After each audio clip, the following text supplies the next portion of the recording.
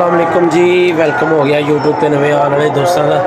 लो जी भाजन, सब तो पहले चांद रात मुबारक सब दोस्तों को जेड़े साडे देश प्रदेश बैठे हुए हैं, मावां तो दूर ने भरावां तो दूर ने।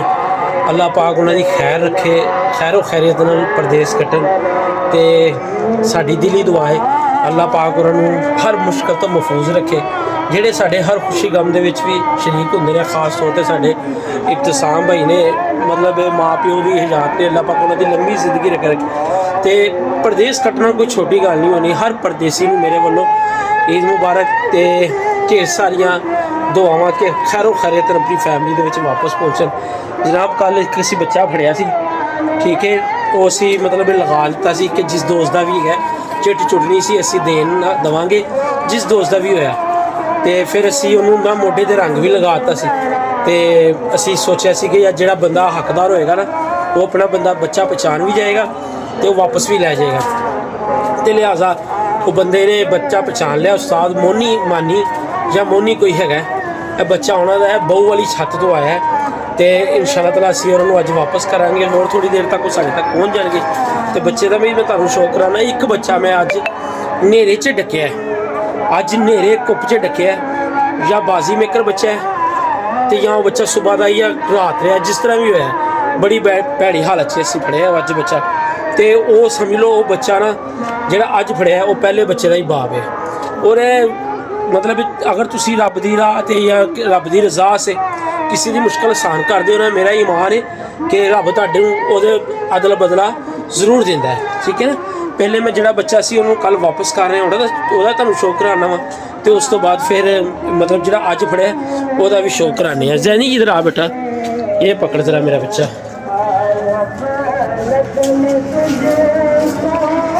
दोस्तों कल का बूट पकड़ लिया।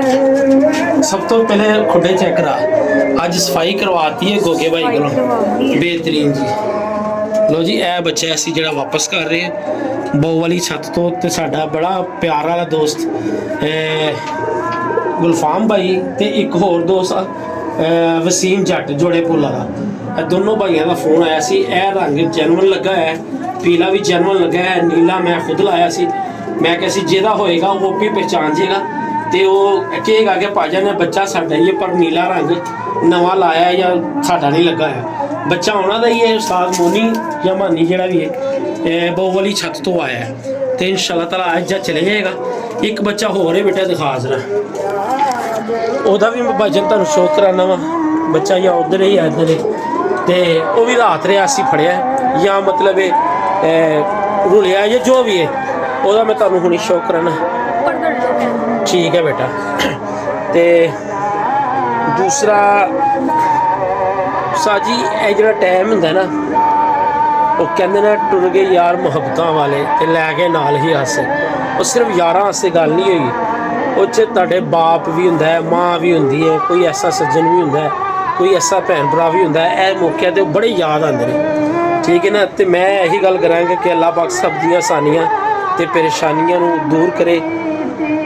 रहमतां दा महीना सी, हर बंदे ने अपनी मुरादां मंगियां। असी कहने कि अल्लाह सारियां दी परेशानियां नूं दूर कर, सारियां दी दिली नेक नीतियां दी दुआवां कबूल कर, ते साडे मुल्क ते फजलो करम फरमा।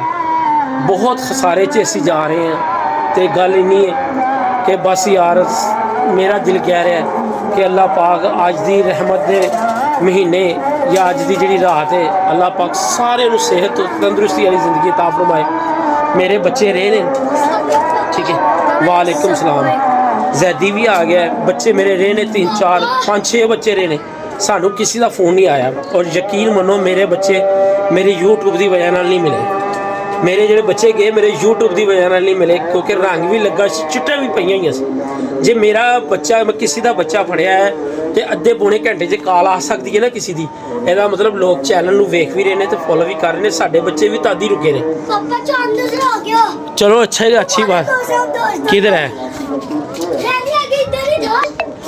किधर है वो भी मारी जा रहा है। ओ चल अच्छा कसमाना खा। ए मेरे जैदी बेटे दे रोजे माशाल्लाह सारे लगे पापा। अल्हम्दुलिल्लाह अल्हम्दुलिल्लाह। लाइट इसकी बंद कर। बात करनी है, जो भी हमारे दोस्त दूर रहते हैं यूके दुबई में, उनको सब सबको ना मेरी तरफ से ईद मुबारक। खैर मुबारक। और जैदी आपकी मुबारक सबको। खैर मुबारक। ਤੇ ਦੋਸਤੋ ਅੱਜ ਦੀ ਕਬੂਤਰਬਾਜ਼ੀ ਤੇ ਬੜੀ ਹੋਈ ਹੈ। ਗੋਗਾ ਭਾਈ ਮੇਰੇ ਨਾਲ ਸੀ, ਛੁੱਡੇ ਛੁੱਡੇ ਸੈੱਟ ਕਰਾਏ ਔਰ ਉਹਨੂੰ ਈਦੀ ਦਿੱਤੀ। ਮਤਲਬ ਇਹ ਜਿੰਨੀ ਕੁ ਹੋ ਸਕਦੀ ਸੀ ਬਿਹਤਰੀਨ ਨਿਜ਼ਾਮ ਨਾਲ ਬੜਾ ਖੁਸ਼ ਹੋ ਕੇ ਗਿਆ। ਪਹਿਲੇ ਉਹਨੂੰ ਮੈਂ ਹਾਫ ਦਿੱਤੇ, ਫਿਰ ਜਦੋਂ ਮੈਂ ਉਹਨੂੰ ਡਬਲ ਦਿੱਤੇ ਨਾ ਬੜਾ ਖੁਸ਼ ਹੋਇਆ। ਕਹਿੰਦਾ ਇਮਰਾਨ ਭਾਈ ਬੜੀਆਂ ਦੁਆਵਾਂ ਦੇ ਰਿਹਾ ਸੀ। ਮੈਂ ਕਿਹਾ ਯਾਰ ਬਸ ਠੀਕ ਹੈ, ਓਕੇ ਕਰ ਤੂੰ ਜਾ। ਤੇ ਸਾਰੀਆਂ ਸਫਾਈਆਂ ਬਾਬਾ ਜੀ ਹੋ ਗਈਆਂ। ਉਹਦੀ ਮਿਹਨਤ ਸੀ ਮਾਸ਼ਾਅੱਲਾ ਜੀ। बेटा जिस दोस्त में से ईदी लड़ी है ना, जिस दोस्त ने एक दोस्त ने तुझे 10,000 रुपया भेजा है। कौन? अबू जर। अबू जर। हाँ जी, उसका मैं ना वो जो है ना शॉर्ट स्क्रीन वो लगा दूंगा। जैदी को 10,000 रुपया आया है। लो जी भाजन अज ਜਿਹੜਾ ਬੱਚਾ ਫੜਿਆ ਮੈਂ ਉਹਦਾ ਵੀ ਸ਼ੌਕ ਕਰਵਾ ਦਵਾਂ ਤਾਂ ਕਿ ਵੀਡੀਓ ਨੂੰ ਵੈਂਡ ਅਪ ਕਰੀਏ। ਦਾਦ ਦੀ ਕਿਸਮੇ ਲੈਵਲ ਹੀ ਹੈ। ਆ ਜਾ ਯਾਰ ਹੈ ਫੜ ਜਰਾ।